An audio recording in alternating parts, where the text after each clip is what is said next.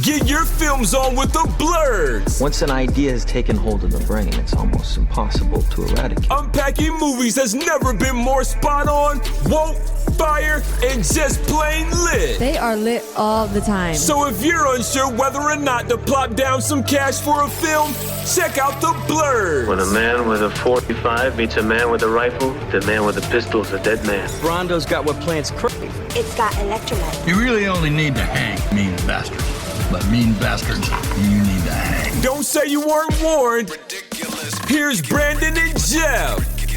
Hello and welcome to another episode of The Film Blurgs. I'm Jeff Stewart, a.k.a. Uncle Jeffrey, a.k.a. J.O.T. Dynamite, a.k.a. Revengeman Button, He Who Remains, Petty Ruxpin, This Motherfucker, Black Giovanni Ribisi, Chocolate Tarantino, Ebony Spielberg. And I'm joined here, as always, with my friend and co-host. Hello, you fucking ball bags. It's Brandon Norwood, a.k.a. Hero Protagonist, moving backwards through time, saving battered wives and their children while listening to Travis Scott, a.k.a. the true father of Joe, Kanye, and Drake's kids. I'm Texas cashing, baby. Ching, ching, ching. a.k.a. Papi Chulo, still sticking Molly up all the women in your life's butt and eating all your jello. A.k.a. the Glizzy King.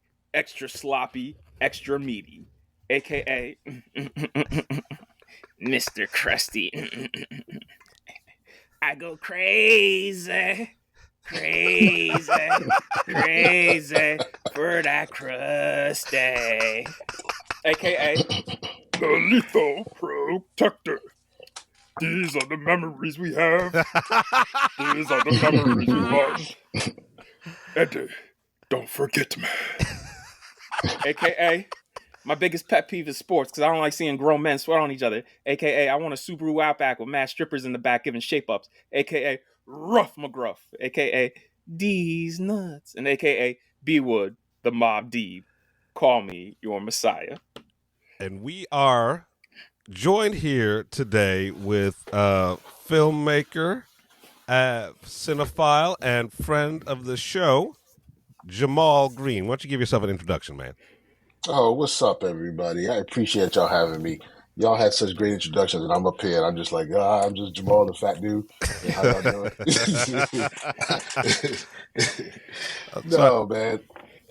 I appreciate y'all having me on today, and I can't wait to chop it up with y'all about a few things. Sipping my coffee this morning. Yeah, so today we're just doing strict reviews. There's technically special post-Halloween episode, right? Because CPT. So our Halloween. Well, it's also work, bro. We suffer from late stage capitalism, baby.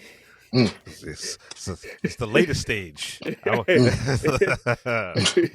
So this is technically our Halloween episode. Happy spooky season, bitches. All right, so what do we want to start with? I'm gonna start with, and I'm sorry to get off on a real tough spot.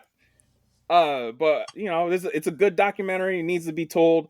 Black Box Diaries. Now, this is a documentary directed and written by journalist Shirori Ito. She was raped by her boss, and this whole fucking documentary explores the litigation of that.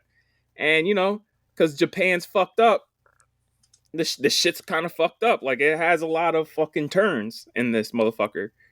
There's video footage of, like, the documentary starts off of video footage of her boss literally pulling her out of the car intoxicated and dragging her into the hotel. And you see the doorman standing there like, bro, what the fuck? As a person with a penis, it's kind of hard for me to like talk about this shit without seeming like a male, because this is not my struggle. But in general, rape laws around the world are fucked. Oh yeah. Like even here, bro. Like, listen, we're coming up on election day, and if one motherfucker wins, that means any woman who's been raped, they gotta have that kid. Like the abortion's out the window. I mean, if that certain person who shall not be named wins, then we will actually have a rapist. Yeah, in office. So, yeah, like, it's wild. Like not conjecture, not like speculation, not rumor, actual. Yeah. Convicted. Yeah, man. I definitely highly recommend this documentary. Like, I mean, I ain't even gonna hold you. Like, they don't show it, but they go into graphic detail about the incidents, and you just feel so bad for her because clearly this was supposed to be a professional dinner date between a boss and an employee, and this motherfucker ended up drugging her just so he could do this shit and then teased her during it.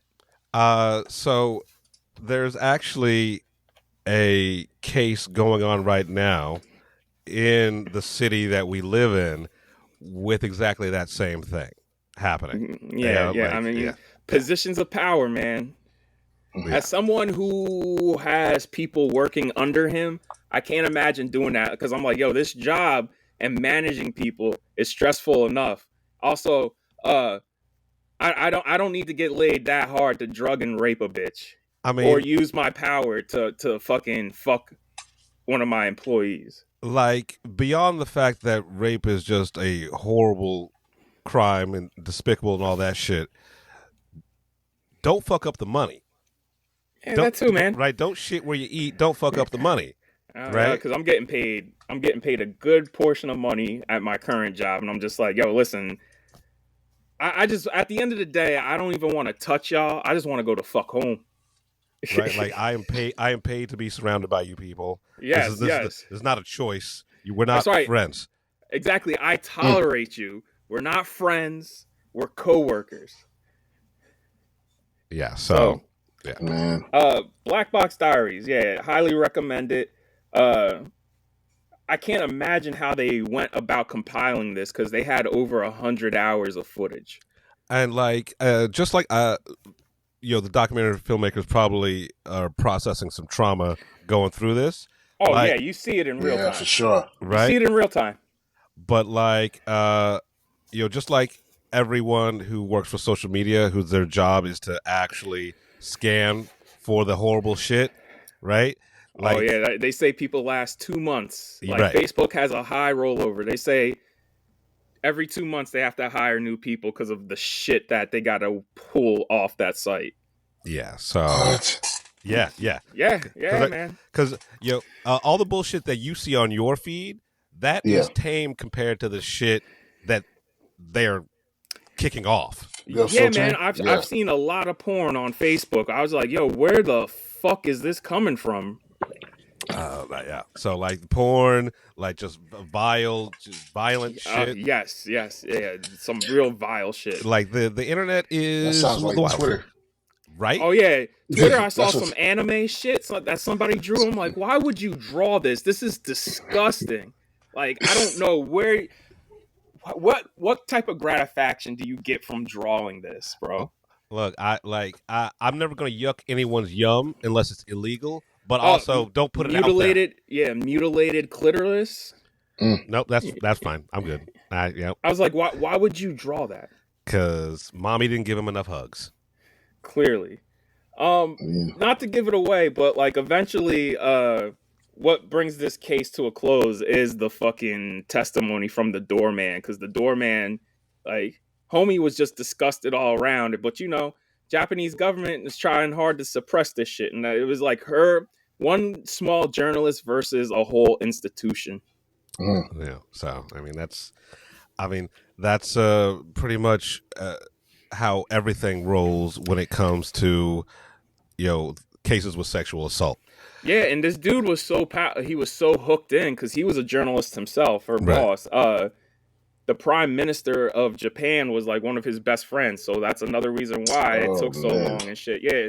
Abe, like, I was like, we all knew Abe was a piece of shit. Like, even the Japanese people are like, yeah, that dude's a piece of shit. Like, this sounds like this should have been the season 3 of Tokyo Vice. All right. I mean, when I read the plot of this and description, that's exactly what I thought. I was like, ooh, this sounds eerily familiar.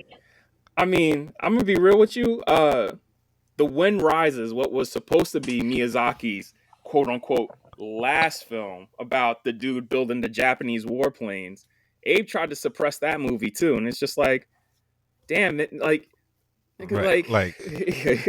just raping and killing art. Good for you, Abe.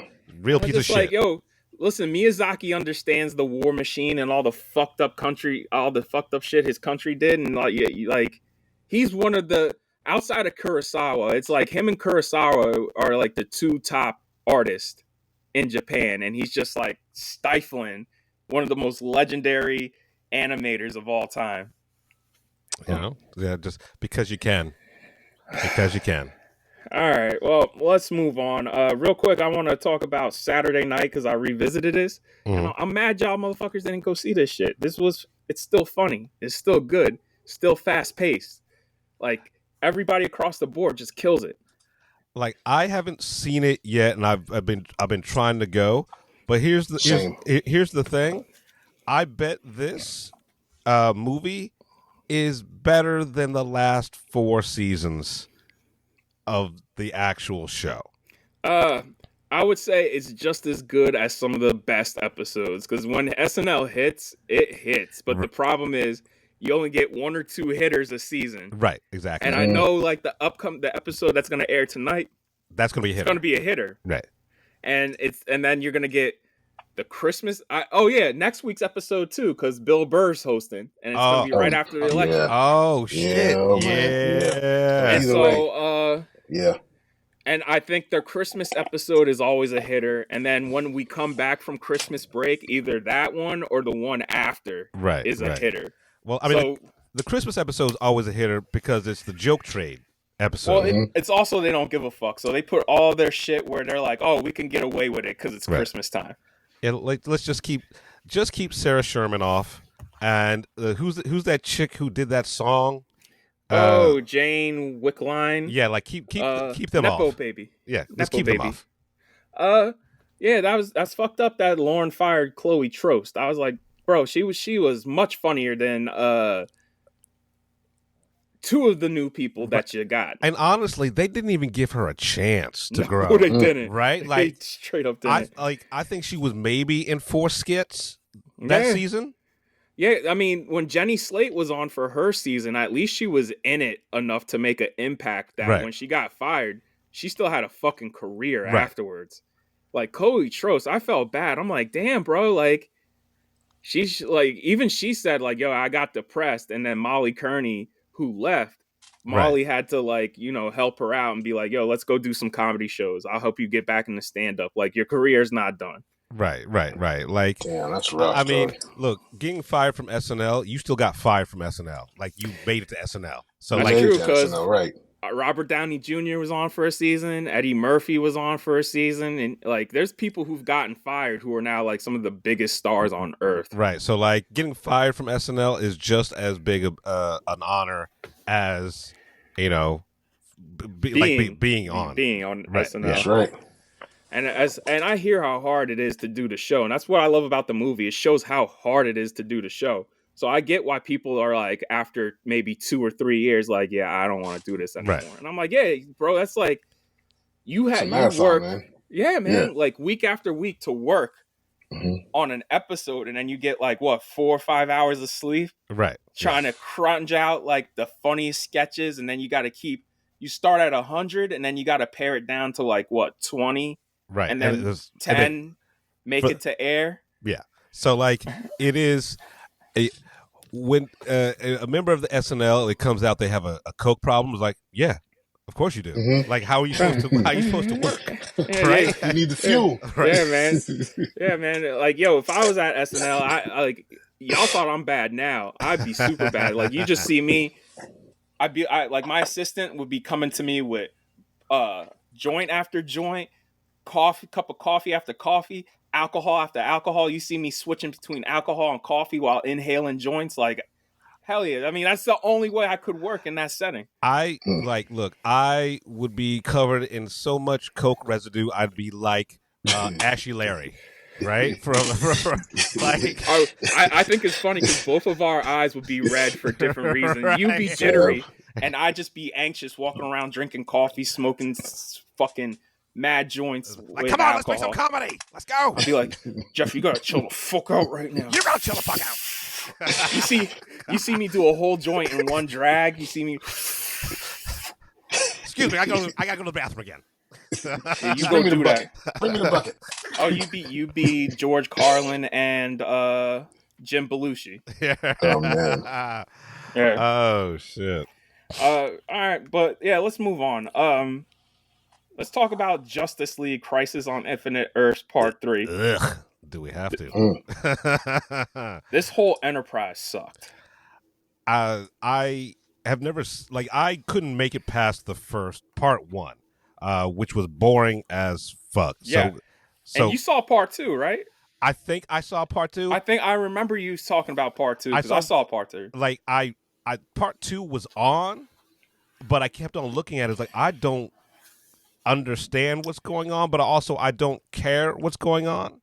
I think I fell asleep 5 times. Yeah, man, the ending to this was not satisfying at all. I was just like, this was a waste of time. Right. And they basically did it to say goodbye to the Bruce Timm, Paul Dini stuff, because that's what all DC animation's been inspired by. Right. And I think they're doing that just because, you know, they got James Gunn doing what he's doing. And I'm like, bro, y'all don't need to do this. Like, right. Y'all, oh my God, this is what I hate about this nerd shit now. I'm like, bro, shit can exist in separate continuities and just exist on their own terms. Like, we don't have to keep tying this shit together, bro. Like, that's the one thing I love is, like, Matt Reeves is getting to continue to do his thing with his own Batman universe, and James Gunn's doing his own shit. Right, but, and like... I know Zaslav is trying to force these two to merge, but both of them are like, but fucking why? We do not need... Like... If Batman and Spider-Man are in the same boat, you could have like 3 concurrent iterations running at the same time, and nobody would get confused because we'd all be like, "Oh yeah, this one's part of the universe, and this one's it's doing its own thing." This and then was just this some one cool is shit. just right, and then this one is just like, "Yo, this is just one to playsate us between the two." Like, and I wish DC would just bite the bullet and like have the main continuity, do whatever for your nerd shit. But, like, do some interesting shit. Like, do some Elseworlds, right? Yes. Those Elseworld comic books were some of the best written storylines. Like, Red Sun. I love fucking Red Sun. Yeah. Kingdom Come. You'll be happy to know that's the plan. Like, yeah, we'll do some Elseworld shit. Yeah. Good. All right. Well, that's good. That's a great James idea. Gunn straight up said, he's like, yeah, I'm overseeing all the shit, but also understand that within the DC universe, each project will have a different tone because it doesn't make sense to have Batman and Superman have the same fucking tone. Right. Or do Green Lantern and Booster Gold and they have the same tone. So that's why they started calling Lanterns a crime drama rather than a intergalactic superhero cop show. They're like, yo, it's a crime drama. Superman is a superhero movie. Batman is a father-son movie that's going to exist in that universe. Like, he even said, he's like, yo, I hired the filmmakers to make their film.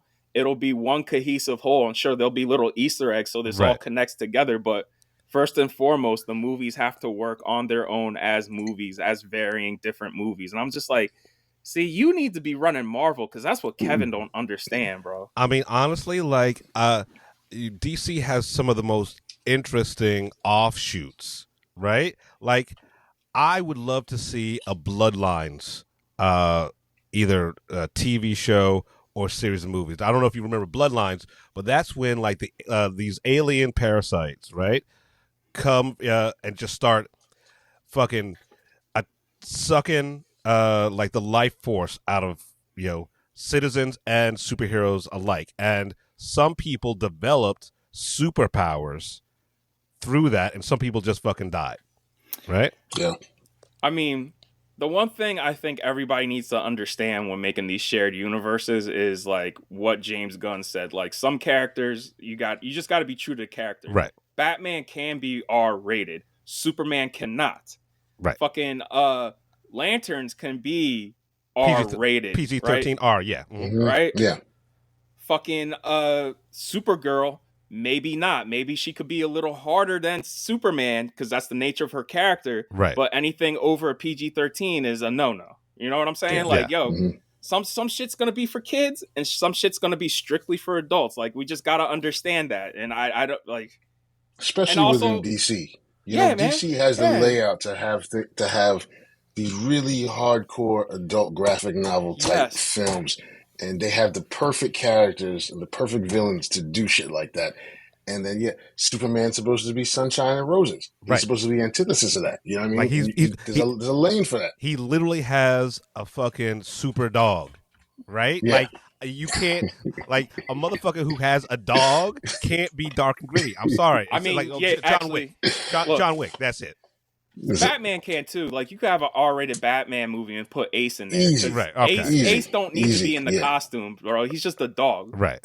You could just have Bruce Wayne just have a fucking dog, just call him Ace, and then he just bites people's nuts off. You know what I'm saying? Like, or Crypto, he's a fucking super dog with a cape on. Like, you can't have him doing crazy shit. Right. You can't. You can't have Martha. Yeah. Hey, man. So. Crisis on Infinite Earths Part 3. What a waste. What a waste of 6-7 hours. God damn it. So like they're just they're going back to the well. They did the same thing with there's Watchmen Part 1, which I watched a couple of weeks ago. How is it? It's Watchmen, right? Like it's literally like you have seen this before. They're doing nothing new except for it's animated. Animated, yeah. I felt the same way when I watched it. Yeah. I mean, the animation still dope. It's still dope. But is the animation good? Because I remember seeing the trailer and I'm like, this looks weird. It's sort of like a hybrid cell shaded, hand drawn thing. It doesn't bother me, but like honestly, I have read Watchmen. I've seen every iteration of Watchmen. I would like to see them do something different, like the HBO show. Where Damon Lindelof literally was just like, yo, I'm not making a sequel to the movie. I'm making a sequel to the graphic novel. So that's what exists for me is the graphic novel and then the sequel show. Because Snyder's adaptation, it changes some things, and I don't mind the changes, but my man, you completely missed the point with your movie. That Alan Moore was trying to make. Right. And he took his mentality for Watchmen and put it on his Justice League, right? Yeah. Which that's not what people want from that shit. True. Yeah. But the animation was kind of crazy. What they call it, a motion comic. I actually enjoyed it. Yeah, it was fine. Like I didn't hate it, but like it also didn't need to exist. They're just trying to like we got this IP. Yeah. Let's put it out there. All right. Before I get in the conclave, Jeff, before we get in the conclave and Agatha all along, what do you want to talk about? Because let's talk about. I finally saw Trap. I flip flop on whether I really hate this movie or it just makes me feel sad for M. Night Shyamalan, right? So the thing that kind of pissed me off the most, but I also get it because, you know, it's his money, is his daughter, right? His daughter is the star of this movie. She is the main, like she's the pop star. And she can sing fine. Cool. Act. Right? Act. Oh my God. Didn't I tell you that? Didn't I tell you that? And like so every time she actually tried to act, I'm like, your dad wrote a movie so you could be a pop star, right? Right. And that made me angry, but also like, look, if I was funding the movie myself and do whatever, like I might do that for my kids. I don't know, but I would make sure they were good.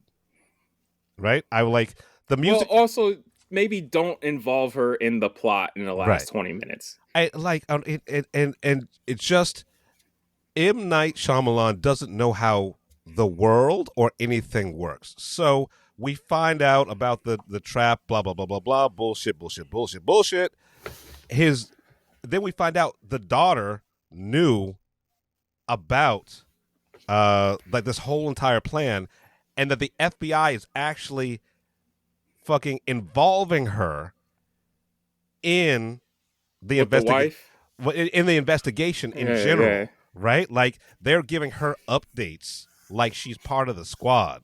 And I'm like, that's not how this works at all, right? None of this makes any fucking sense. And it really just goes off the rails when she leaves the house, when they leave the stadium. Right? Didn't I say that in my review? I was like, yo, once they leave the arena, the shit goes downhill. It's a different movie. And it's just like I was just yelling at the fucking TV. You have both cell phones. Call 911.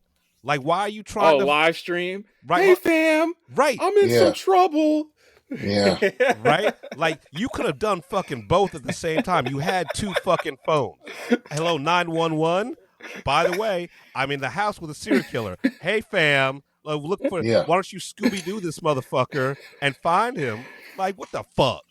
Oh God, and how Josh Hartnett keeps escaping, right? Fucking just like at the end, and I was like, and the way the movie.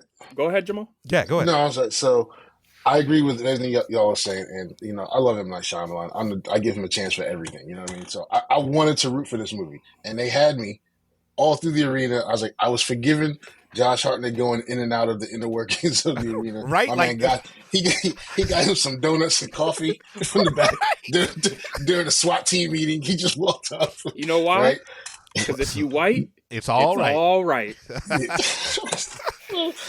So, but yeah, this was absolutely, in my opinion, a vehicle to have his baby little magic shine, right?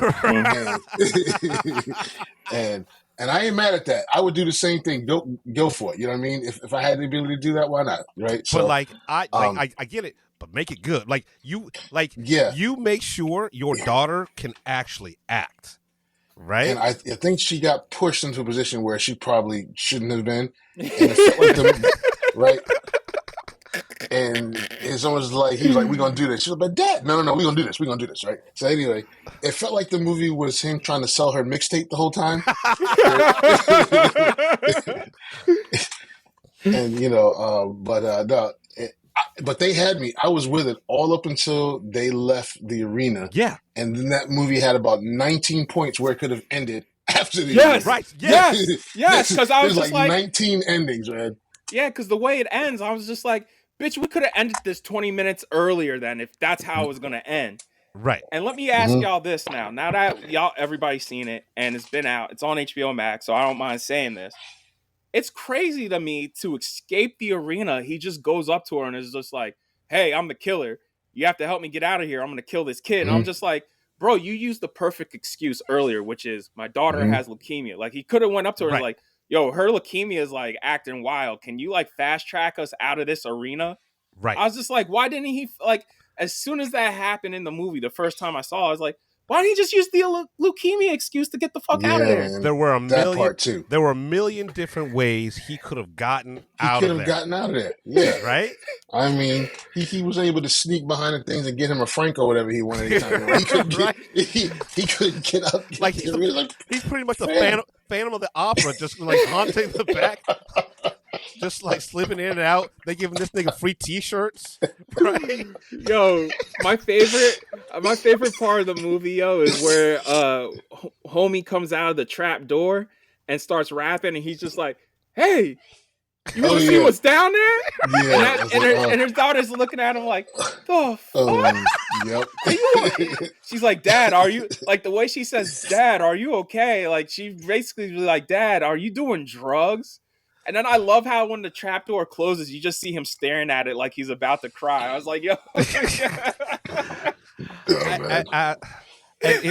This fucking movie. And like the storyline with the best friends, right? Yeah. Like, I was like, And the mother. And the mother, like, can we get some closure on that? Like, can he kill them or something like that? Or like that's what I thought was going to happen. I thought she was they're going to find her murked in a dumpster or something like that. Right? Like, and that bitch really wanted to argue at that point in time. And I'm like, I would have been like, bitch, my unsupervised 14-year-old daughter's in this arena. Can I please get back to her to make sure she's okay instead of arguing about this? Like, we could talk about this another time. Yeah, it's that journey had the most enthusiastic black T-shirt salesman I've ever seen in my life. And just give away all the information. Yeah, it was like, and the code word is, and like, what size shirt does your daughter wear? And you know, you need the Wi-Fi. You know what? I ain't gonna lie. I probably do some shit like that too, though. If I'm like, yeah, I fuck with you, yo, man, get this shit. Right, yeah, I'd probably do some shit like that. And it's just like, I love that mid-credit scene though. Yeah, he's like, no. Yeah. And like he was like, honestly, give that cuz his own movie. Fuck it. Like, hell yeah. Yeah. Trap 2, like, put him in it. Inevitably, there's going to be a Trapped 2 because of the way it fucking ends. And it's like, stop doing this. Stop making bad movies and expecting like a sequel. Yes. Right? Yes. Stop setting up for a sequel. How about you just make a fucking movie? Yeah. Right? Like, yeah, but the movie could have ended 19 different times, like you said, and it just like, let's push it a little further. Let's have him have a confrontation with his wife in the kitchen where he's butt-ass naked for some reason. You know what's funny is How Did This Get Made recently did their episode on this. Right. And June was very upset that Allison Pill was a mother of 2 kids. She's like, she's 24. And I was like, bitch, no. I remember Googling her after the movie because I was like, oh, it's good to see Allison Pill. Right. I didn't realize she was 40. Allison Pill's 40? Yeah. I'm like, bitch, next time use Google. Right. Like, I love you, June, but goddamn, Google's right there. Yeah, but like, here's the thing: we go from seeing Allison Pill play 14-year-olds, and then we don't see her again until they for season 1, where she's playing the housewife, and then like this, where she's playing another housewife. And like, I mean, it's been 20 years since Scott Pilgrim. Like, she ain't gonna be perpetually 20. Right. But like this movie, like Shyamalan wants to be Hitchcock so badly. Yes. Right? And it's just, and like I said, like the last episode, maybe the twist is M. Night Shyamalan died after The Village, and maybe we just have some fucking clone or something like that, like half-baked clone. Because honestly, besides Split, right? I do want to give it up for the DP, man, because he's a Thai DP and he shot like Uncle Boomy, that wild ass movie. He's a well-known and well-respected DP, so shout out to him for locking down that DP because it is a good-looking movie. And like, I gotta give it up to him. I'm like, my man's financed it himself and he shot on 35. I'm like, I gotta give it up to him. Right, like I'm not mad at the way it looks. I'm mad at the story. Yeah, right? yeah. Because and the acting, like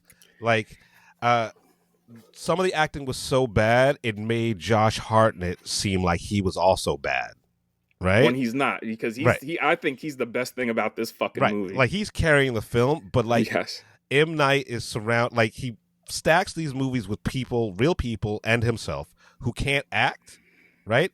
And then it just sucks the talent out of the lead, right? Like I was watching this movie, it's like, all right, when's M. Night gonna show up? Because he's I love his cameo though, because he goes, "Yo, I'm her uncle, her mother's brother." Right? Just like, yo, who just said I'm her uncle, bro. Right? Like I'm Uncle Bob or whatever like that. I didn't need the genealogy. Like, y'all know what an uncle is, man. Right? Like I'm her mother's brother through marriage. So see, like there was a divorce and everything. Like, I don't need to know this, nigga. Like I just want to use you so I can get backstage so I can escape and murder.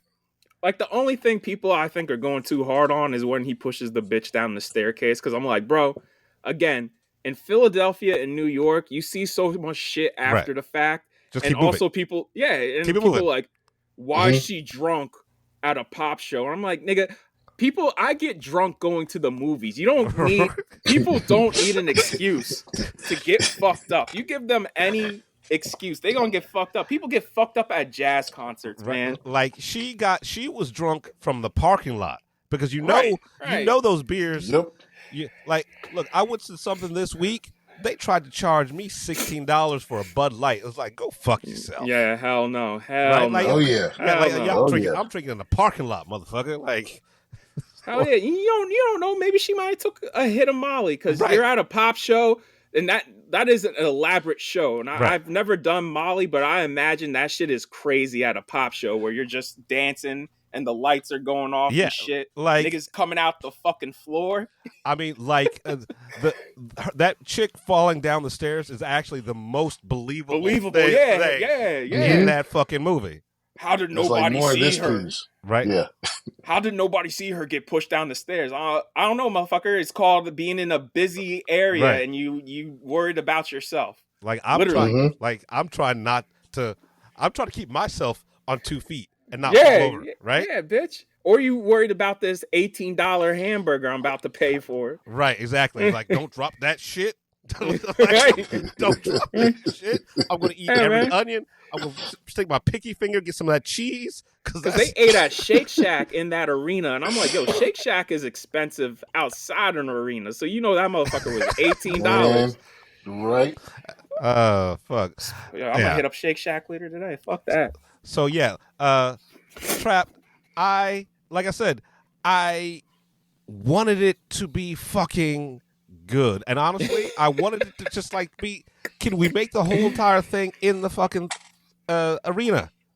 That's all he needed. And then let his mental deteriorate as it gets closer. He gets more and more desperate, does more and more crazy things, like pushing motherfuckers down the stairs. That's when it would, it would have started, it would have been great that way. You know what I mean?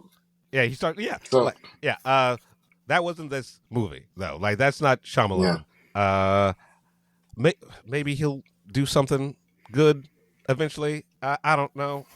Did you like it, Knock at the Cabin? I didn't catch y'all showing your show. I did. Yeah. I liked it. I did like it. It was fine. Yeah, right? I did like it. But then again, that was like based on a book. So like, even though Shyamalan changed some shit, the ending, he changed the ending, and honestly, I think the ending of the movie's better than the ending of the book. Right. So like, so he had at least a blueprint, and same thing with Old. Even though like, Old, I did not like Old though. Like, but we were talking about this with Matt at a screening. I was watching Old, and I was thinking like, what is the dumbest thing that I could do if I were making this movie? And I'm saying to myself, nah, they wouldn't do that because that's super dumb. And then I'm watching the movie. It was like, nope, they did it. It's fucking super dumb. Well, Jamaal, let me ask you this. Since you like M. Night, did you watch the movie he produced called Coddle Lake? Yeah. Look at his face. I love that fucking face. I love that fucking movie. That movie, yo, Jamaal, let me tell you this. I watched that movie and I couldn't believe it. I was just like, nah. So I got extremely high and watched it again and laughed the entire way through. And I love that movie. That movie is terrible, but like, yo, the fact that the way it ends, I'm like, y'all motherfucker, like you could feel the writers and directors just lean back in their chair and fold their arms and just be so self-satisfied with that ending. They broke their own backs trying to suck their own dicks. Like, oh, so they were good. high-fiving. Right? Isn't this so emotionally profound? And I'm like, no, bro, this is fucking stupid on every level. So and that's why I love it. So when I was doing the show cards, right? I was looking for posters for it. It's like, I'm looking at the posters like, is that a yin yang symbol in the water, the wake from the boat. Like you fucking pretentious ass. Fucking even your marketing's pretentious. I need a 35 millimeter print of that so I could tour the nation. Every 35 millimeter projector that's up and running, I will stop by with a print of Cottle Lake. So Jamaal, why don't you tell us how you felt about Cottle Lake? Why don't you tell us your take on Cottle Lake? I thought the premise was dope with the whole, you can't even do it. Look at it. You can't even do it. Look at his face. Can't even do it. Oh shit! Don't worry, they ain't listening. Go ahead. I didn't like it, man. No, I didn't like it, man. I'm sorry, I didn't like it. And, you tried. Yeah, they ain't listening. I gave it. Like I said, if it's got his name on it, I generally give him every benefit of the doubt. Except for 2 movies out the gate, I knew was not going to be right. The one, the Airbender, I didn't even have to say I knew that's a. I mean, everyone gets a close up. Yeah, and then what's the joint he did in Outer Space with? After Earth. Yeah. Oh. I just knew that. I said, yeah, that's a little too far out of his wheelhouse. Oh God! Oh, After Earth. Oh. Yeah. Yo, Cottle Lake is that's a the low-key, vibes man. I was getting from Cottle Lake, man. I was getting. That movie's a low-key masterpiece for the wrong reasons, though. Like none of it. Who taught them time travel? Years. Give it 10 years. People would be like, "Have y'all seen this fucking insane movie?" Like we wouldn't be talking about that motherfucker. Like how? Does Mother not realize that the bitch she beat up in the parking lot is her daughter? It's just like too much. Looks exactly. Oh, she looks exactly like my daughter. Yeah. Or the fact that when they have Dylan O'Brien detained and he's all over the news, nobody's like, "Yo, that's the motherfucker who disappeared 20 years ago," and he looks exactly the same. Exactly same. Yeah. And it's like I hate when movies require too much suspension of belief. Right. It makes you feel stupid. Yeah. And that was about 140 minutes of suspension of belief every 5 minutes. Yeah. I'm like, okay. And like the thing I hated the most is because I got nebulous with this. Like I got fucking atomic because I hated it so much. The Brokeback nigga, right? So right on the boat, right? Like we talked about this. Like while Dylan O'Brien's out there doing white people swamp shit. Oh, the black dude. The black dude on the boat who's just like, "Oh, my back hurts. Oh, blah blah blah blah." It's like, okay, cool. It's some character work, right? You have a damage. Your back hurts from doing all the work. That's fine, right? We come back later on, and he's complaining about his back again, right? There's no payoff to this, right? It doesn't denote that there's time travel, right? There's no emotional payoff, like that was their attempt, right? Like like him talking about how much his back hurts doesn't play into the story. So why are you mentioning it twice? So now the one of 2 black characters in this whole entire fucking thing, one of them is a nigga just always complaining about his fucking fucked up back, right? Fuck this movie, but look, Cottle Lake better than Trap. Oh god damn! And I hate that question before noon. Listen, Trap is a legitimately better movie, but for me, Cottle Lake is one of the best movies I've seen this year, just because of how fucking insane this shit is. Like, I can't believe that shit got made, bro. Like, if somebody came and gave me that script and I'm a studio head, I'd be like, "Yeah, we'll get back to you." And as soon as they leave, I'd be like, "Yo." I call my assistant, "Yo, Johnny, come in here." I'll be like, "Yo, set up a shareholders meeting." And we'd sit in the boardroom and be like, "Yo, read this shit. Yo, read this shit. Oh, shit." Look at this. Look at this right here. And then you call them back like a week later and just be like, and use the old term everybody loves to use in Hollywood, which is, "We decided to go another way, after much consideration." They were high fiving themselves after that. They were happy they got it. All sorts of broke It was like a team celebration. Like, yes, we did it. Fucking popping champagne, fucking just spraying the room like they won the championship. Oh man! All right, so yeah, Trap. Fuck that. Let's get into Agatha, bro. So I didn't. So like I talked about this before. I had to stop at 4. I lost interest at episode 4, but I did watch the last 2 episodes of this season, and I didn't really miss anything in those episodes I didn't watch. It fucking marveled itself, right? Until the last episode, I thought the last episode was a nice coda. I was just like, okay, so this, it's just explaining of why Agatha is who she is. Right, and I get that last episode, the flashback is interesting, right? But then when we see Agatha come back as a spoiler alert, as a fucking ghost, right? And now she's gonna be like this dude's ghost mentor. So it's like it's a fucking Marvel's remake of Ghost Dad, pretty much. I just don't understand why the brother is disappeared and they have to find him. I don't understand that shit. Right, and I don't understand like in the episode before the last episode when they're in the vault, right? And he's doing I guess doing that past life shit, right? I don't understand how that was supposed to bring the brother back or whatever. Yeah, I don't know. I don't know, man. Yeah? I'll be real with you. I don't know. Yeah, so I lost interest, like I said, in this show when it became Marvel, and then it just became more Marvel. I mean, they brought it back around. Like, episode 4 and 5 were the ones that were super Marvel to me, and I was just like, oh, we gotta do this tie-in shit. But then it went back to being its own thing again. I kind of appreciated that.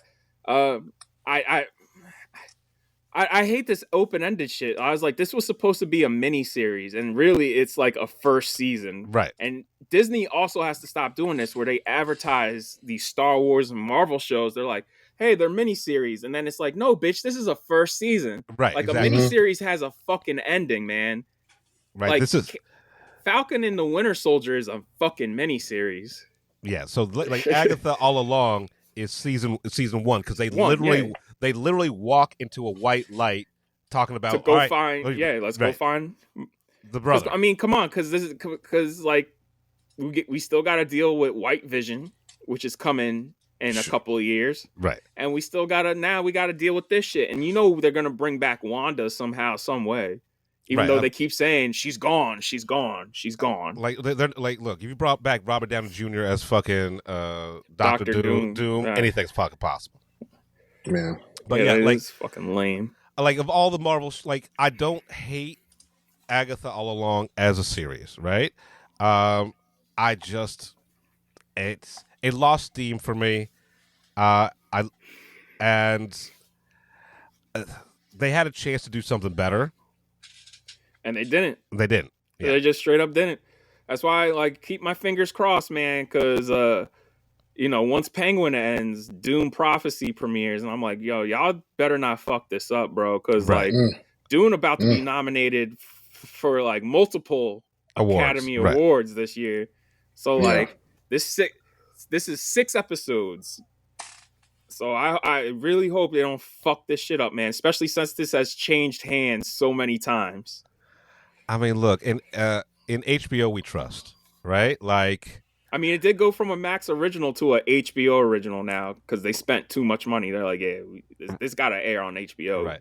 Like, but even like the worst HBO show is still pretty fucking great compared to everything else. Yeah. We'll see. But yeah, Agatha, man. Yeah, Agatha was like, it's fine. It ended. I understand why they dropped these 2 episodes back to back because like really the story ends in episode 7. Right. And then episode 8's literally a fucking coda. Right. And like I like I said, I love the flashback shit. Like I like we understand why Agatha is the way she is. Right. And honestly, it makes her a more shitty person. Yeah. Right. And I kind of like that. I kind of Yo, she's a villain. Like she's literally a villain. They kept her a villain. I was like, all right, thank God. Yeah. Yeah, this it's fine. Like, yo, I'm like, so either this is gonna be dealt with in White Vision, or they got to do another season, or they got to just do a Wiccan show, or they're gonna do a fucking movie or some shit like that. Like Young Avengers. Yeah, they're gonna, which they've been building to because they have Kate, Miss Marvel, and what's the other chick? Yelena. Oh yeah. Even though Yelena is in Thunderbolts, in Thunderbolts, I guarantee you she's gonna be part of Young Avengers too. Sure, I don't care. All right, yo, listen, if y'all want to impress me, do A-Team. Oh what? Or A-Force. Okay, do A-Force. It was like because I was about to put on the A-Team movie. No, not that. A-Force. You know what A-Force is? I think I've heard of A-Force. I don't think I've ever read it. Female Avengers. Boom. Yeah, go for it. A-Force. That run of comics was hard as shit. Yeah. Like, I'd love to see an A-Force movie. Yeah, like anything but what they're doing, but whatever. We don't know shit. Yeah, right? Because, look, we talk about this all the time. Only thing I'm hyped for right now coming from Marvel is Daredevil because he's my favorite superhero. And Charlie Cox and Vincent D'Onofrio, that is pulled straight from the comic. I'm like, yo, no better fucking adaptation and translation. And then Fantastic Four, just because I'm like, bro, y'all can't afford to fuck this up. Like, I want to at least have one good Fantastic Four movie before I die. Because this is now the 4th iteration in my fucking lifetime. So if this shit sucks, that is a wrap on that. And honestly, I'm still holding out hope for Black Captain America because, like, we can't fuck up Black Captain America because look at the state of the world, man. Like, yeah, but like it doesn't bode well for I know. For Black Cap. So I know. But still, fingers and toes crossed. All right, fucking yeah. That's it. I mean, that's it. I could give a fuck about Thunderbolts. I could give a fuck else about anything else coming out. Like. They showed preview for, like, we saw the preview for Wonder Man and we saw the preview for Ironheart. And I'm like, Ironheart should have dropped 2 years ago. Right. And Wonder Man, I'm just like, sure. Yeah, like all of these are like, sure. Okay. Like there's someone's going to watch them. It's Yaya and Ben Kingsley fucking around pretending to be superheroes. Sure. Cool. Yeah. I don't know why that's just not a movie and why it's a Marvel thing, but sure. It's fine. It's right. Yeah, right. So Agatha all along. There you go. I'm gonna get into Conclave. Edward Berger, y'all know because I've talked about this dude before. He did the most recent iteration of All Quiet on the Western Front, which I think is a well-made movie, well acted. I just didn't fuck with it. Now everything has coalesced in this. Like coming out of this, I was like, yeah, I understand why this dude's doing the next Bourne movie. This shit is, like, for a religious thriller, this shit is hard as fuck. And what's crazy is, I've been thinking about it since I've seen it. Motherfucker, the whole movie is in the first scene. Like, they allude to everything that happens in the first scene of the movie. Okay. And I was thinking about it, I was like, I just thought that was all some character shit and just putting the table setting. But then I thought about it. I was like, oh no, this Pope was literally playing chess with all the way this story folds out. I was like, damn, even in death, he was still the puppet master. Because I don't want to give too much away, but there's reveals in this motherfucker where I was just like, nah, bro, nah. I was like, what? And the reveals keep coming and keep coming and keep coming. And the final reveal, I started laughing. I was just like, yo, I cannot wait to take my mom because she's going to be so pissed. Oh, yeah, this movie, 2 hours. And it's a 2 hours that flies by, man. This movie's perfectly framed. Like, every shot in this motherfucker is perfectly framed. The score is done by the dude who did the score also on All Quiet on the Western Front. I wasn't crazy about that score because it sounded like dubstep. But this one, it's very subtle, but it makes an impact because whenever the score pops in, you hear it and you feel the tension. Like, it adds to the tension. Right. Ray Fiennes, man, awesome performance, and I just feel bad for his character. I'm like, yeah, this motherfucker he doesn't even want to do this, and y'all keep saying like, oh, you want to become Pope? He's like, motherfucker, I want to get out of here. I don't want to be Pope. Stanley Tucci kills it. Fucking John Lithgow kills it. But the one thing I was surprised by, like, Isabella Rossellini's in this, and she's in it. It reminded me of Oppenheimer, because I was like, this role is so small for her. I'm like, why is she doing this? And then she has one scene, and I was just like, oh, that's why you said yes to doing it. Because that scene, I was just like, yeah, bro, yeah. I was like, good on her. Good on her. Shout out to Isabella Rossellini. I'm so glad to see you're still working and still killing it, though. Yeah, dog. Like, Conclave, rated PG. Like, you rarely get thrillers that are PG, and it's PG because it has some various references to salacious stuff, and then they smoke. They smoke the entire movie. So that's it. No swearing. The only violence is a bomb that goes off, which took the whole theater by surprise. Everybody jumped out of their fucking seats. Yeah, this movie's wild, bro. Like, it is intense. It makes me want to read the book. Well, I can't wait. I cannot wait. I can't wait to see this motherfucker. Yeah, man. I can't wait to see this motherfucker again, dog. Like, I see why it overperformed at the box office, because this is a crowd-pleasing movie. Like, motherfuckers clapped at the end of this shit. Because sometimes, like, you don't need a franchise. You don't need superhero bullshit. All you need is an intelligent adult film, right? And I'm a sucker for a thriller, baby. Especially one as well constructed as this. Like, yo. Yep. Woo, boy. Like, yo, listen, this is in my top 5 of the year, dog. It's like, even though I don't fuck with those, the Da Vinci Code movies, right? Yeah, this is not even on the same level, bro. Right, but no, I get it. No, I get it. But, like, I get why they're so popular. Just because sometimes people just want to watch a thriller.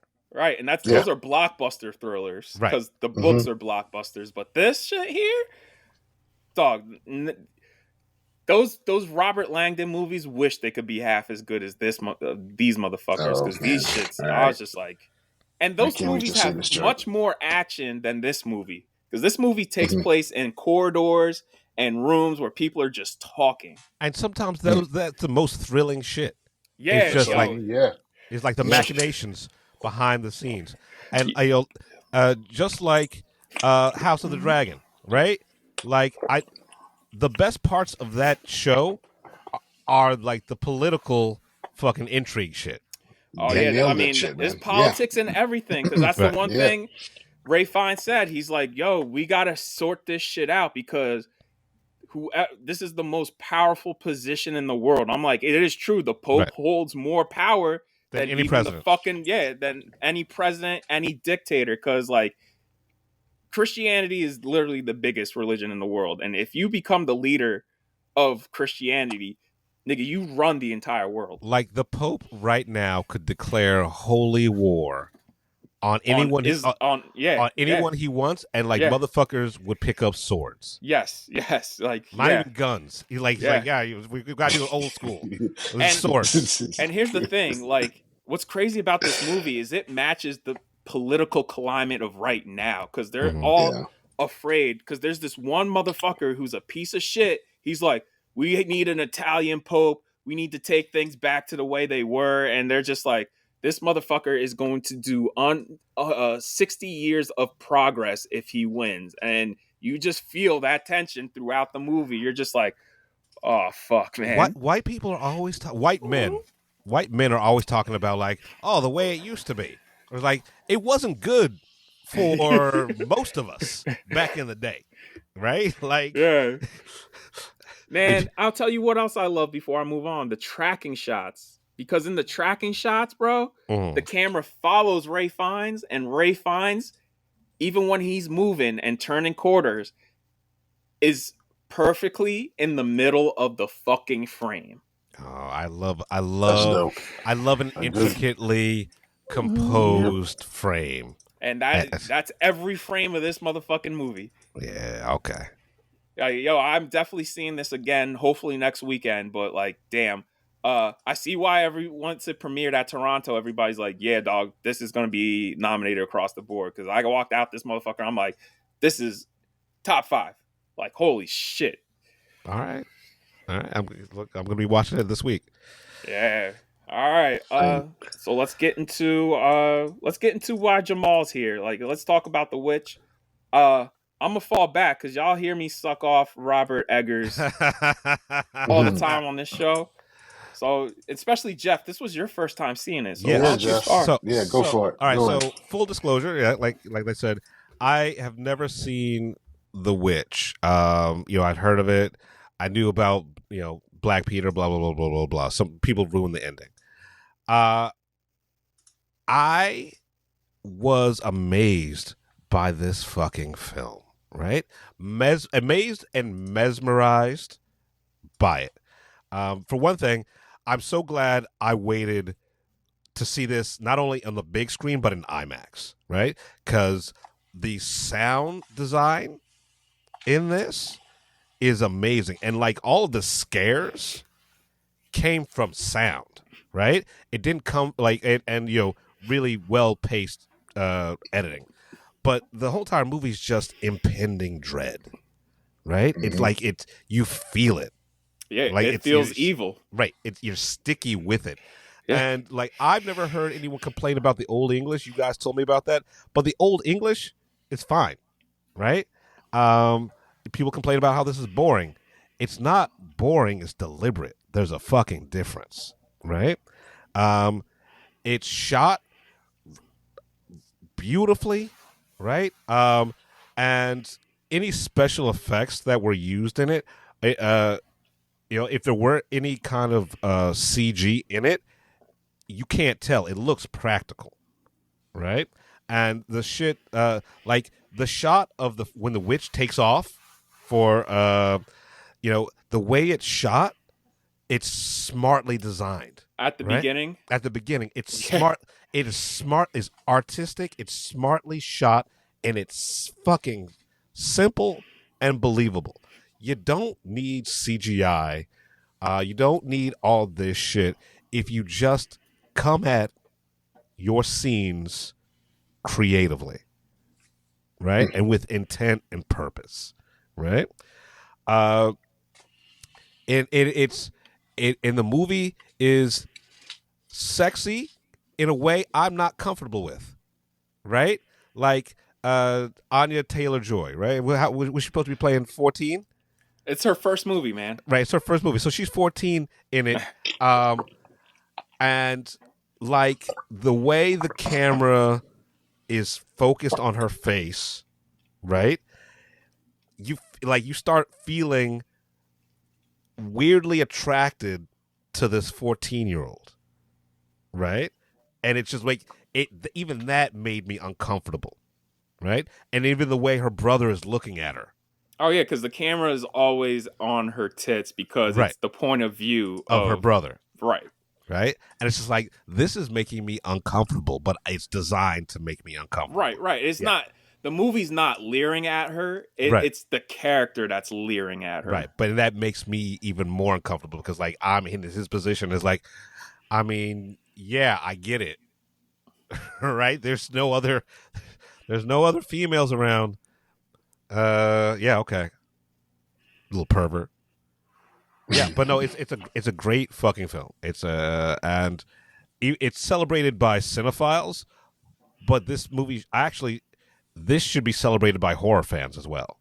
You know, I don't know why people don't talk about this movie more in horror circles. But yeah, that's my take on it. I love it. What you got? Because you said this is one of your favorite movies.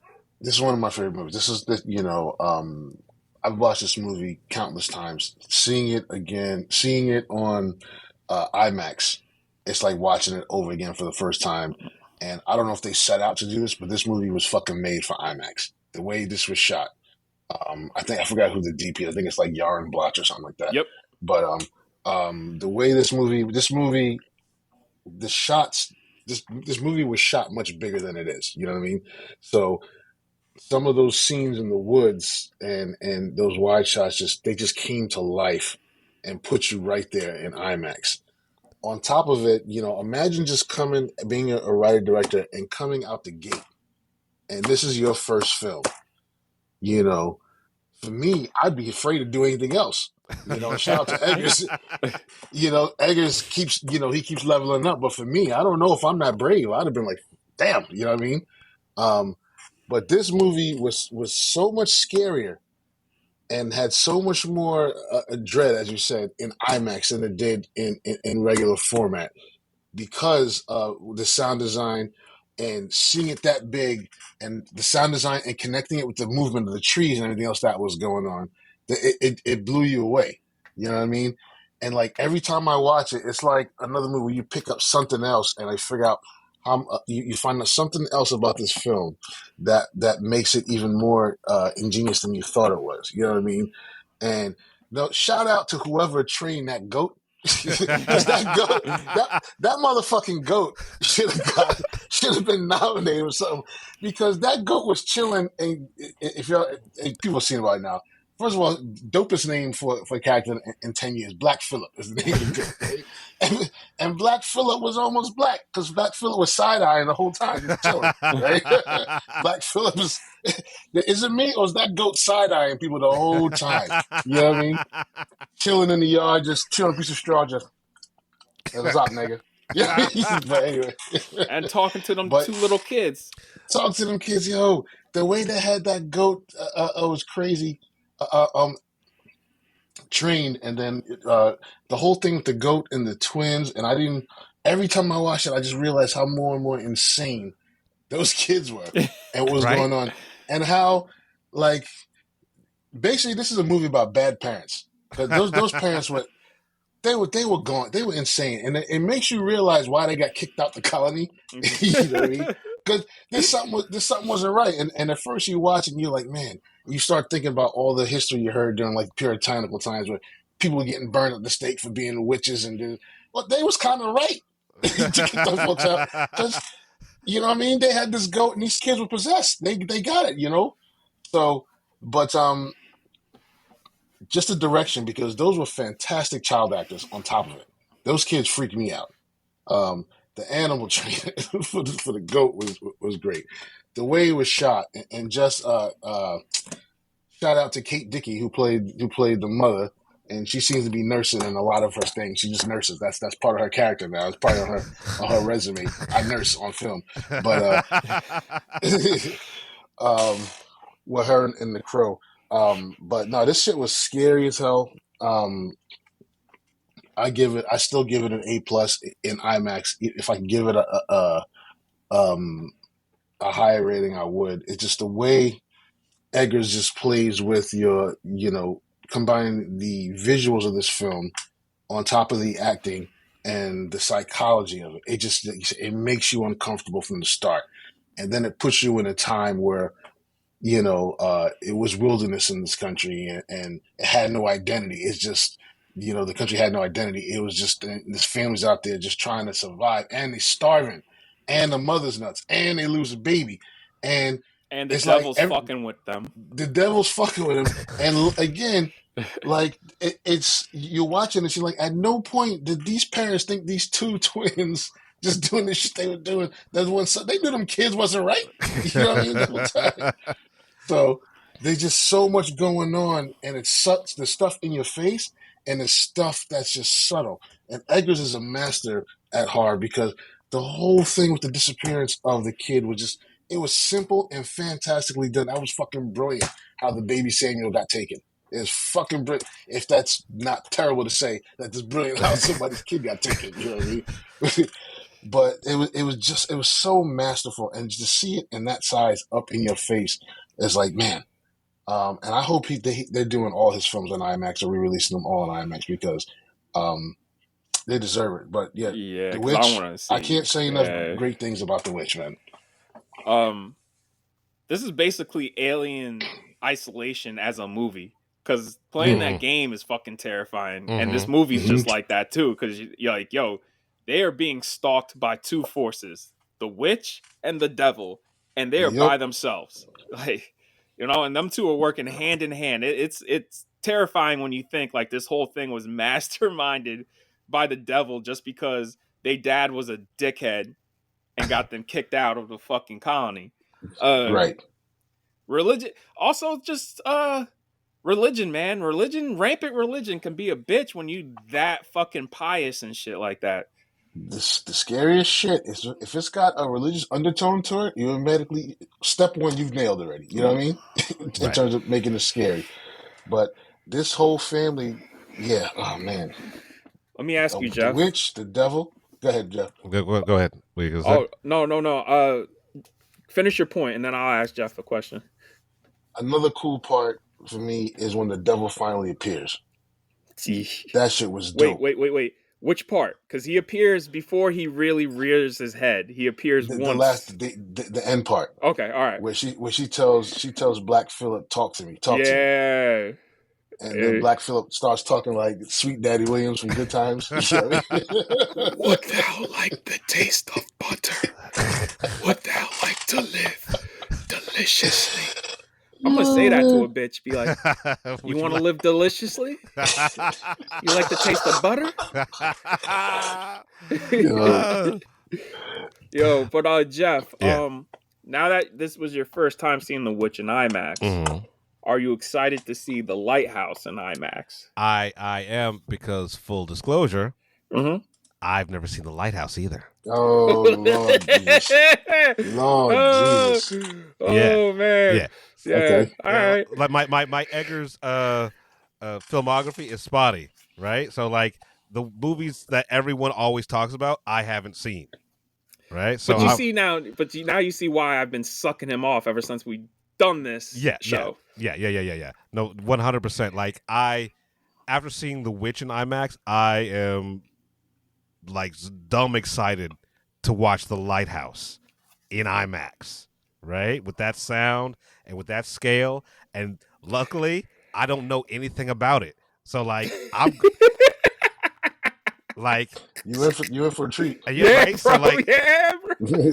Like I was tempted, like, let me go watch The Lighthouse. Like, no, if I'm gonna watch this for the first time, let me do it fucking baller, like the way it should be seen. So review for that coming up soon. Yeah, and by the end of November. That's gonna be that's the 13th.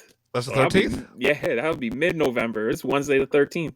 Oh, okay. So that's not next week, that's the week after. Yeah. Jamal, you coming to that with us too? Oh, for sure. Yeah, for sure. I'm going to need a ride, Jeff, because I got you. I already. Yeah, I'm gonna have an edible, and I'm gonna have a couple of Twisted Teas on me.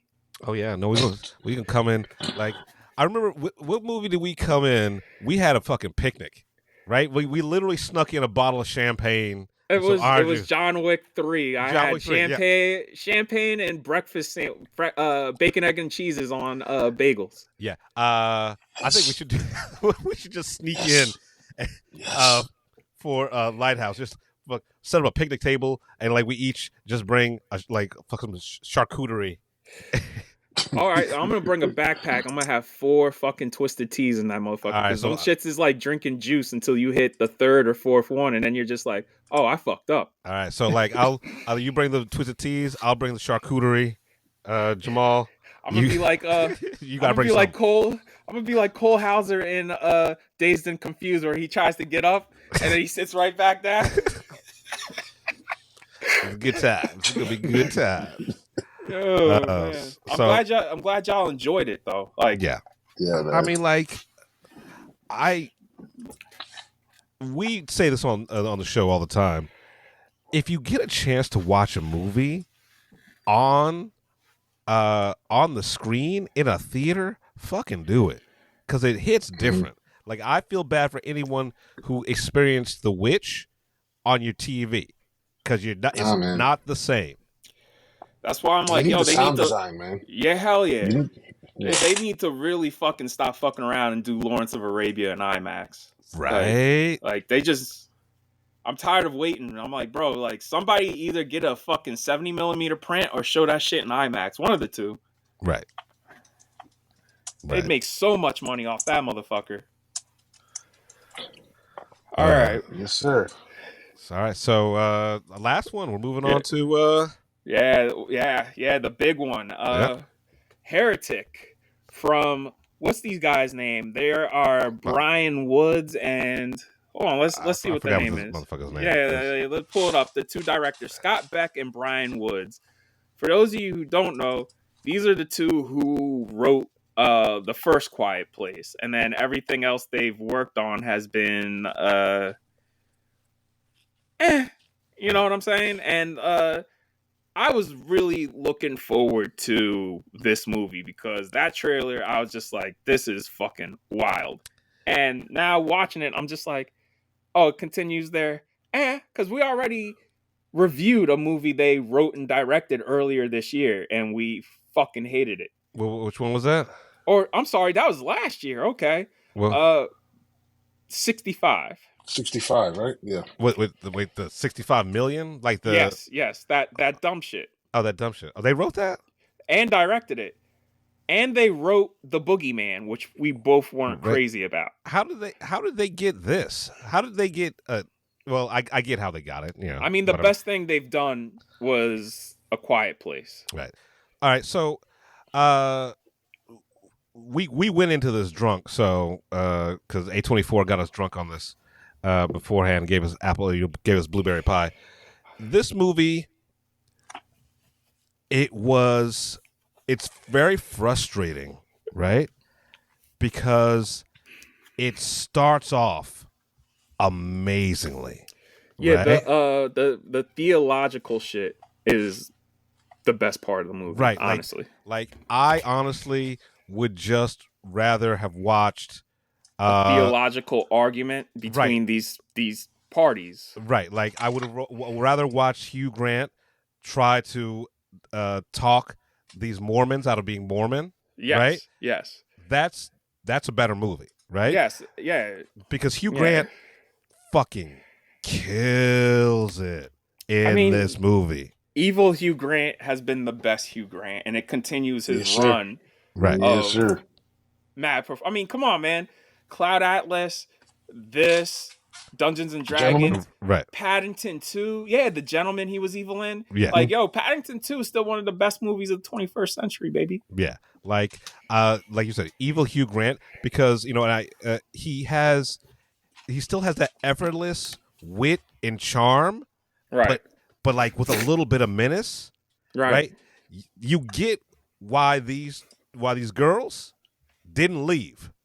Right when they had, had the chance, right? Because like we said, the best part of this movie is him explaining fucking religion and how all religion is sort of bullshit, right? And you know what, man? Before we move further, let's give it up for 3 people, okay? Because like this movie also works because of 3 other people in addition to Hugh Grant, right? That is our new Scream Queen, who's in everything now, Sophie Thatcher. Another great performance, because like she was the only thing I liked about The Boogeyman. Right.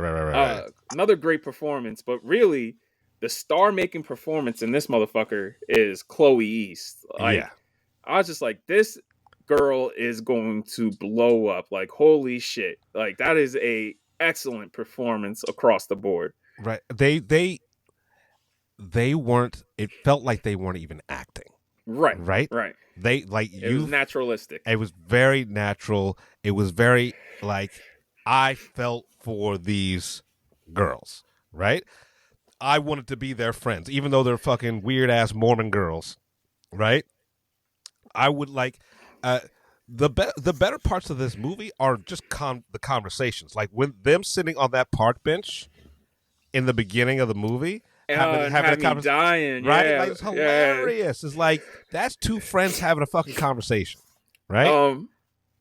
And I would have to say the third person we got to give it up to is Chung Ho. Yeah. Excuse me. Let me not fuck up his name here. Chung Hoon Chung. Yeah, Chung Hoon Chung, who was Park Chan-wook's DP, and now he's been doing other movies and like.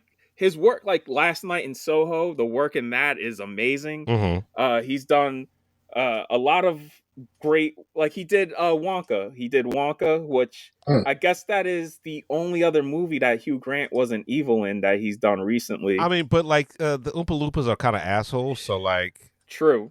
He shot It Part 1. Okay. Yeah. He didn't do Part 2. That was dope. Yeah. And he did a movie I really do enjoy, Me, Earl, and the Dying Girl. I still haven't seen that. Yeah, I like that movie. But like, yeah, he is a very great DP, and that he's another reason why this fucking movie works as well as it does. It's the writing and the directing where I'm just like, okay, right. Like, so here's the thing: the marketing, it pulled a rope-a-dope. Yes, it did. Right. Because it makes it look like, you know, they have this theological thing, and then it takes a turn to the sinister, and now they're trapped in this puzzle house. Like, you think they're going to be in the Clue Mansion, like a faith-based Clue Mansion. Right. You have to watch these two bitches escape, and no. Now. So like the marketing with the model house and like the two wooden girls, it doesn't play at all. Right. Like the Blueberry Pie plays more into the fucking movie, right? Exactly. Than the actual house. And honestly, I think that's just a better movie. Them trying to escape a religious ass Clue Mansion than what it ends up being. Right. And like I said, everybody is good in this, right? And when it hits, the tension is there for the movie, but then when it becomes like your standard thriller. Yeah, your standard horror film. Yeah, and it's like that's where it's a steep nosedive. Yes, right. Yes. That last because half they're hour. trapped in one chamber basically. Right. And the chamber, and the thing is like, we might as well just say this: the chamber, when they move through the rest of the weird ass house, it leads back to the chamber. I'm just like, oh, that sucks, bro. Right. Like, there's no imagination to this motherfucker. Right. Like, so like, don't believe the marketing, because it's not like Saw meets the Clue House meets fucking religion. It's not right. That. It's not that. Yeah. There's two religious movies out right now. We did them both in this episode, and there's one that you absolutely should see, and one where like see if you want to. Right. So like I would rather just watch a supercut of Hugh Grant talking religion, and just like cut out all the horror parts, and I'd enjoy this movie much more.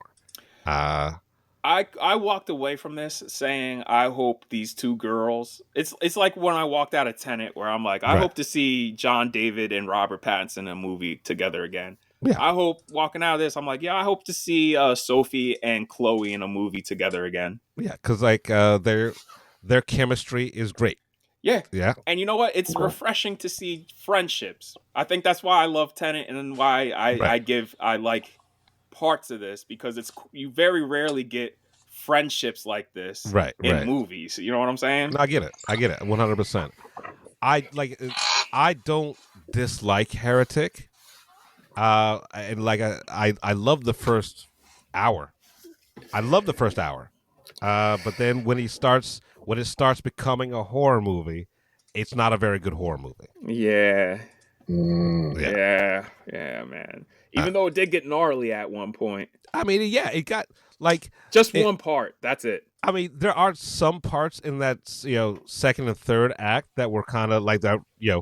The practical effects, the gore is there, but it's like it's a little too late, because the story just doesn't support that. Like, the only part once we get past the chamber that I really liked is there's a character who's in mortal danger, and they start doing something where I was like, damn, even after all this, like, they're still doing that. Right. And I was like, I appreciate that. That means, like, right. The whole movie comes full circle there, because unwavering. After all that unwavering, just like, belief. But then that also took me out for a part, just because there's another character trying to do something, and I'm like, bro, it's over by this point. Right. Like, why keep going? And then another character comes in, I'm just like, you've been bleeding out for a minute. Like, Yeah, come on, bro. Once, like I said, once it becomes your standard basic bitch horror movie, it's like, well, even that could have been more interesting, right? Like, it was surprising to see that character reemerge, but like, it's lazy. Yeah, because then, like, gone right after that. Right. But it's that's that corny cliche shit. Right. And let's give it up for Topher Grace for being the most useless character. Like, you could have excised everything that Topher Grace. But they had to say, because we'd all be wondering, like, nobody's gonna go looking for these girls, so at least like they had that in there. Yeah, but like it could have had some more impact. Like, I'm not saying this motherfucker is gonna try to rescue, but like it should have been more. He should have been more suspicious, right? Rather than just like, okay, yeah. So Heretic. I was disappointed. Yeah, I was disappointed, but 2024 has been a garbage year for movies in general, right? So, like, I will give this a pass just because it's not bad, right? Okay, it's just not. Fair enough. It's not great, right? But it's not Argyle. A24 has fallen into the WB trap because both A24 and WB know how to cut together a trailer, right? And the movie has to live up to the trailer, and like most of the time it does, but a lot of the times it doesn't for both studios. Yeah, like this, because like the Front Room had a great trailer, and that movie sucked too. Yeah, the trailer for Heretic sold you on a movie that I would really like to see. Yes, yeah, but I didn't see that movie. Yeah. Thanks for the blueberry pie though. That shit was delicious. Look, and shout out to the gift card. Shout out to the free booze and food. Right. Shout out to the candle for the candle. For the candle, like they fed and watered us real well. Yeah. Gave us swag. We met some great people. If we were lesser men, we'd be like, oh yeah, we highly recommend this movie. Like now, like we can't be bought. Right. Look, you can try to buy me though. Yeah, you can try. Eventually, you're gonna hit a price. Like, eventually, you're gonna hit my price. Free food and free booze can only take you so far. Right. If you come to me and be like, "Yo, here's $10K," I'd be like, "Yo, this is the best movie ever made, bro." So, like, look. So we're putting that out there right now. We can be bought. Right. Just not with gifts. Yeah. So like cash money. So like food and alcohol, that guarantees that I won't be mean. Right. To your movie. And he gave me a free gift card to one of the most expensive places on earth. So I'm just like, I can't really be too mad, but also like if that doesn't buy you a great review, like me saying your movie's great, but it will buy me not utterly destroying your film. I would also say that it also didn't help that me and Jeff had gotten some very terrible news day of this shit, man. So like that also didn't work in this movie's favor. Like, but you know, it is what it is. If you know, you know. It has me feeling like I want to buy a pistol, not get any bullets for it, but just a pistol. So when I see this motherfucker, I could pistol whip the fuck out of him and then spit on him and walk away. Oh, all right. Well, that's we might want to cut that part out. That's People's Exhibit C right there. And you know what? I'll be just like Arthur in fucking Joker, sitting there smiling and shit, going like this to the crowd, because the whole city will show up, clap, and be like, "Yeah, free him, yeah." Look, because that motherfucker has pissed off the entire city. Yeah. So like, I wish no ill will, but I'm not going to. What was it? What did fucking Mark Twain say? I've never wished death upon anyone, but I have read some obituaries with great joy. Listen. I don't want anybody to die either, but you know, if bodily harm comes and you're seriously hurt, I'd be very satisfied with that. Right, like, I'm not wishing ill will on anyone, but also like if I see a police blotter, yeah, right, like if you were on fire, I wouldn't even piss on you, bro. I'd be like, oh, that's a shame, and go about my day. What was I was watching I took some Ambien.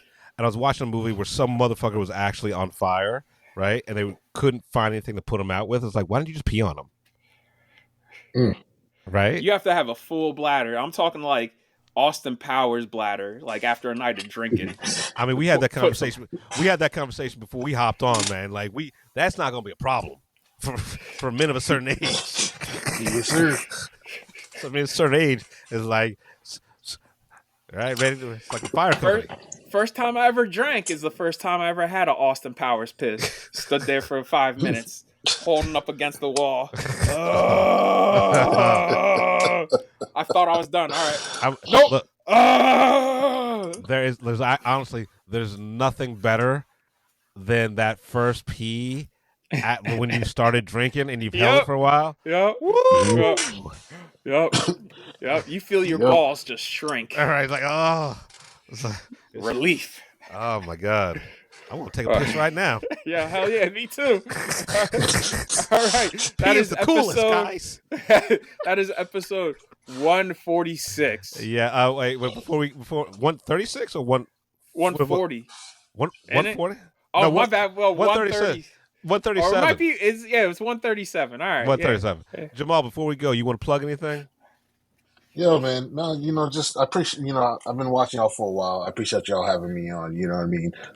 Chopping up with y'all. Hope to do it again soon. I will have some stuff to plug very, very, very soon. All right. But I just thank you for the experience and talking movies with some dope brothers and starting the Saturday off dope. All right. Well, come back for the not the Witch, the Lighthouse. Definitely. All right, everybody. It's episode 37. 137. 130. God damn it. That is episode 137. We're the Film Blurs. I'm Brandon Norwood, and I'm the motherfucking protagonist. I'm the protagonist. I'm Jeff Stewart, a.k.a. He Who Remains. Don't come at us. It's just fucking movies. You've been listening to the Film Blurs podcast. Man, I just love what you guys do, man. I never miss an episode. It's the best. It's my favorite podcast. Follow Jeff on IG on MindFire XL and Brandon on Twitter at BJN Tweets.